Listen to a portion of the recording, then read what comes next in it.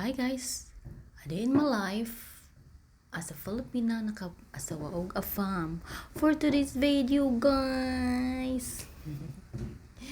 So mao to guys, na day mi karon sa sakyanan kay nag-celebrate mi sa among 10 years anniversary sa akong bana. Ug padung mi ana guys mag lunch. So kami ra gyung duha anak guys. Kay amo gid rong adlaw, di ba? So when nag-video ko guys, concentrate sa dang akong bana og drive cause better safe than never. Charot. So ako ning i-flex ang view guys. While nag-drive ang akong bana. Every time jud mi moagi mi diri dapita guys. Di jud ko pulan sa iyahang kanindot. Kanindot sa talan-awon o kalimpyo sa palibot guys. Mao gyud ni siya nga magbalik-balik yun mi guys, sige ko video aning dapita din. Padung mi ana sa restaurant nga among kanan og naabot na mi guys. Na ang prinsesa guys, ang Disney princess. Og ang restaurant nga among gikanan overlooking siya guys. Ndot kay siya view.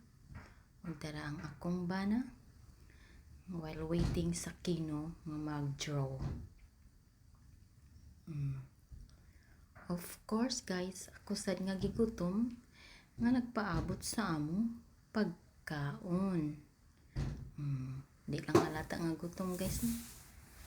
Pero gutom na siya. Mao ni akong pagkaon guys.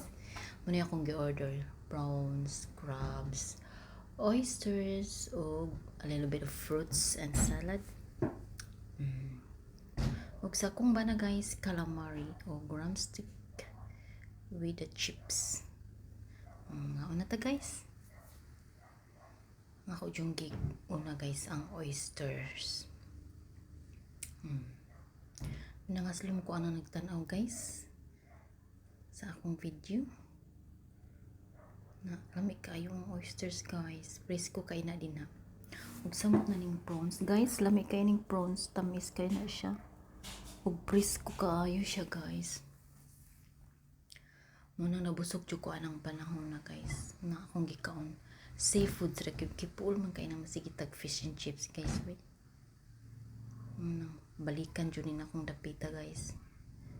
Seafood